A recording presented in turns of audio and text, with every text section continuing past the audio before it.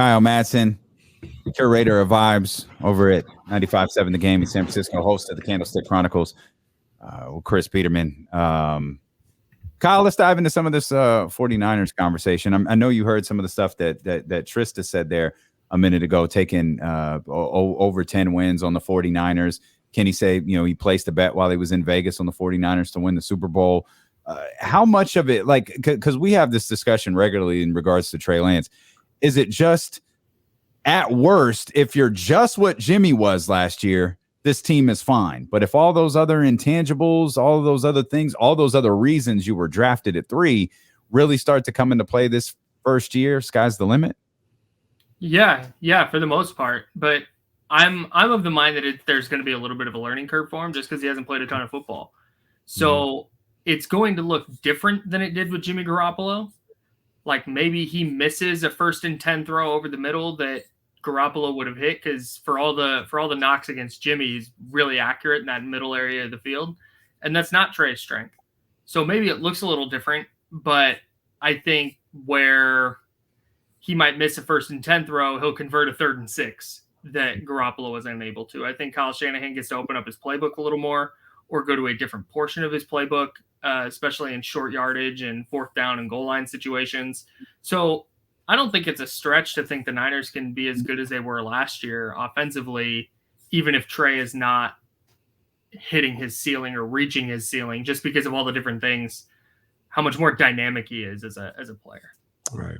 And I was reading something today, and it's a good point about how I agree with you 100%. There's a learning curve for Trey Lance. I mean, this is going to be his first time around the NFL. They're going to fool him sometimes. They're going to give him things that he never saw before, and he's going to make a mistake. Like, I'm fully expecting that.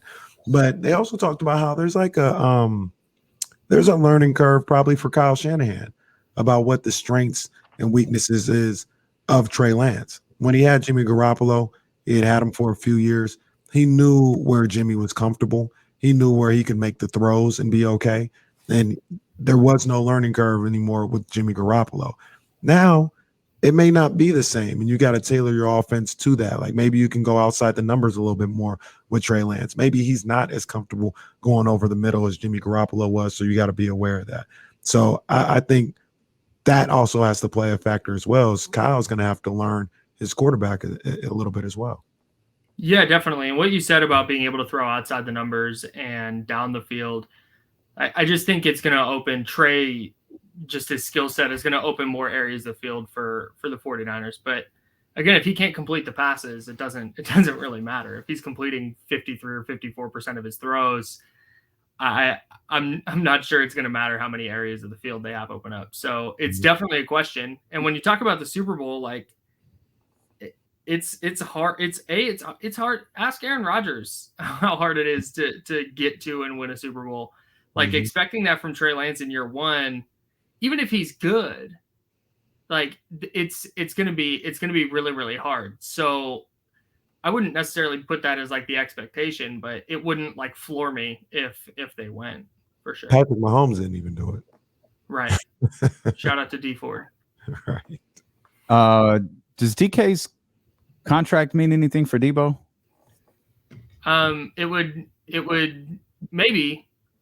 It would indicate that, like, that's the last domino to fall.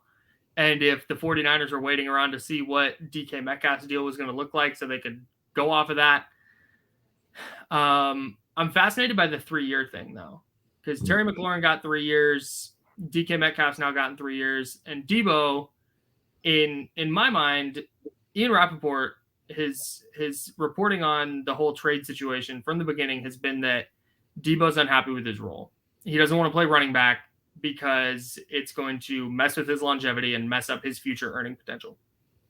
So he's going to be 30 if he signs a 3-year deal, he would be 29 turning 30 when he's on the market, when he's a free agent next.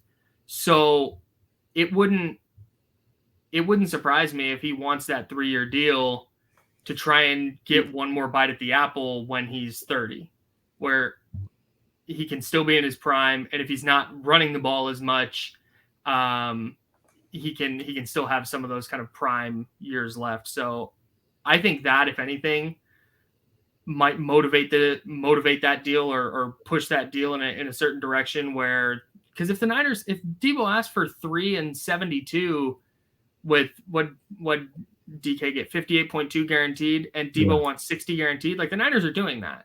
Because then they're out from under it in 2 or 3 years, and if he gets hurt or he's just not effective into his late 20s, then so be it. Yeah, I think it's just me just looking at reading the tea leaves. I always feel like 60 million was guaranteed is what they wanted to get to, and I know a lot of it earlier was like the amount per year. People are saying 25 million, whatever. But we all know that doesn't mean a whole lot. I think the guaranteed is what they're looking at. And when you talk about Tory Dandy, the agent, I think AJ, I don't remember what AJ Brown got, but I think didn't DK get more guaranteed than AJ Brown? Yeah, DK got the most guaranteed ever for a wide receiver. Got you. So I think bananas to me. I think he's trying to get Deebo to 60. Yeah, definitely. That wouldn't surprise me at all, especially since it's kind of incrementally gone up. So, I mean, 60 mil guaranteed is a lot, but when you talk about Deebo's importance to this offense, and especially with Trey Lance, you need him to have as good of a supporting cast as possible because, like we talked about, there is going to be that little bit of a learning curve for him. And a Niners receiving core with Deebo Samuel looks a lot better than one without it. No. Did you get the chance to watch Trey Lance the last couple of days? No. My show was right in the middle of training camp. I thought you might leave your show and just let them fend for themselves and go watch Trey Lance. That was actually my hope of what you would. When do you think? Because they start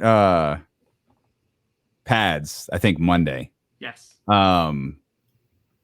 Tuesday, Wednesday, like when are people going to start overreacting one way or another to what we see from Trey Lance? Well, it's already started because I think Matt Mayoga had him at like 4 of 11 today with a pick, and it's already like,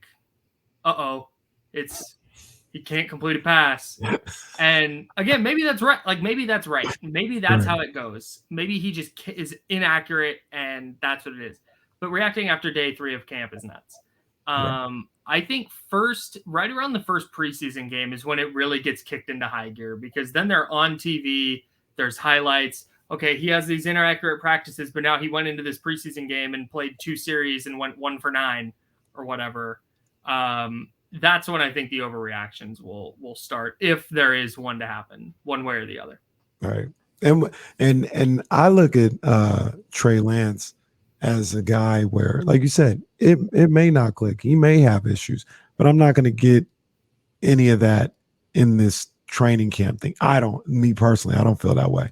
Also, another thing that I've seen from Trey Lance and what I believe in him as a ball player is he's a guy that needs to get going over time, whether that's throughout the season or even throughout a game. You look at those 2 games that he played last year. He started off slow. As the game went along and he got more settled in, he got better. And I think that's kind of who he is as a player. Obviously, you want to make sure that he starts as well as he possibly can. So you don't want that to happen every time. But I just think that's kind of his MO right now. Maybe that's him as a player or maybe him because he's younger.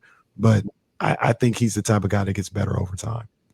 Yeah, and I think the Niners are hoping that too. There's been a big thing this offseason, people talking about how he doesn't make the same mistake twice. Like Steve Young's talked about it. Trey talked about it in his press conference yesterday when he was talking about the interceptions in practice. It's like, it's not good, but I thought we moved forward as an offense is what he said. And he liked the way he bounced back. And I think that's more important than not throwing the interceptions. Remember, I just posted this on Twitter. Remember Patrick Mahomes' first training camp when everybody was freaking out because he threw like 6 interceptions in one camp and there was one day of practice, and there was a day play in the red zone where he should have run it, but he threw a pick, and oh my gosh, his decision making. It's like, no, these are super talented players, and not saying Trey Lance is going to be Patrick Mahomes. It's not a player comparison; it's a situational comparison. So he is a super talented player who is figuring out like the boundaries of what he can and can't do in the NFL. And he's facing a really good defense. The Niners might have a top 5 or 6 defense in the NFL this year. So he's facing a really good defense. He's figuring out what throws he can and can't make. If he's making these mistakes in practice, like that's fine. Or if they're different mistakes, like that's not a huge deal.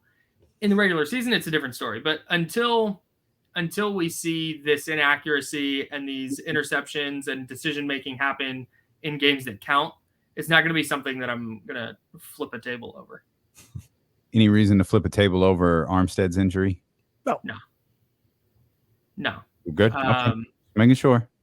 No, I mean, you never want to see a player get hurt, but it's super early in camp. He has a sprained MCL.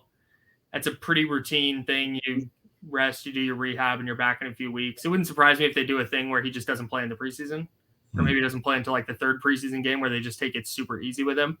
But he had some injury problems early in his career, hasn't missed a game the last 4. Shanahan didn't sound super worried when he was talking about it. So until he starts missing more than that few weeks, I think it's fine. Kyle Madson, Niners Wire, Candlestick Chronicles, and of course 95.7 The Game in San Francisco. Kyle, we appreciate you. James Ham joins us, the bearer of bad news. We'll talk about the Keegan Murray procedure and the little bodies that were floating around in his wrist when we return here on ESPN. What? Yeah, little bodies in his wrist. They had to go evacuate them.